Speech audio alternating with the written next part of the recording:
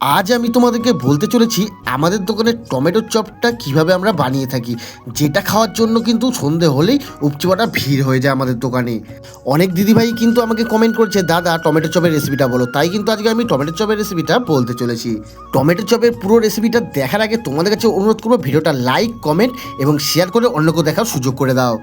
প্রথমে কিন্তু টমেটোগুলোকে হাফ করে কেটে নিয়ে ওর ভেতর দিয়ে সমস্ত মাংস বের করে দিতে হবে। তারপরে দেখতে পাচ্ছ আমি লঙ্কা এবং ধনেপাতা এর উপরে ছিটিয়ে দিলাম। তারপরে কিন্তু আলু দিয়ে আমি ওটাকে আস্তে আস্তে করে হাত দিয়ে ভরে নিলাম। এরপর কিন্তু চপ ভাজা শুরু হতেই টমেটোটাকে বেসন দিয়ে তেলে ভালো করে ভেজে নিলাম এবং আস্তে আস্তে করে অনেকক্ষণ ভাজার পরে লাল করে তারপরে কিন্তু টমেটোটাকে নামিয়ে নিলাম। এরপর কিছুক্ষণ টমেটোটাকে রেখে টমেটোটাকে একটা চাকু দিয়ে 3 ভাগ কিংবা 4 ভাগ যে যেমনভাবে পারো সেইভাবে কেটে নিয়ে তার উপরে লবণ এবং কাসুন্দ দিয়ে ভরে দিলাম। ব্যাস, এটাই কিন্তু ছিল আমাদের দোকানের টমেটো চপের মেন রেসিপি, যেটা খাওয়ার জন্য কিন্তু আমাদের দোকানে সন্ধে হলেই উপচে পড়া ভিড় হয়ে যায়। তোমরাও ঠিক বাড়িতে এইভাবে চেষ্টা করে দেখবে, আশা করি টমেটো চপটা আমাদের মতনই ভালো হবে। আমার এই ভিডিওটা তোমাদের আজকে কেমন লাগলো তোমরা কিন্তু অবশ্যই কমেন্টে জানিয়ে দিয়ে যাবে।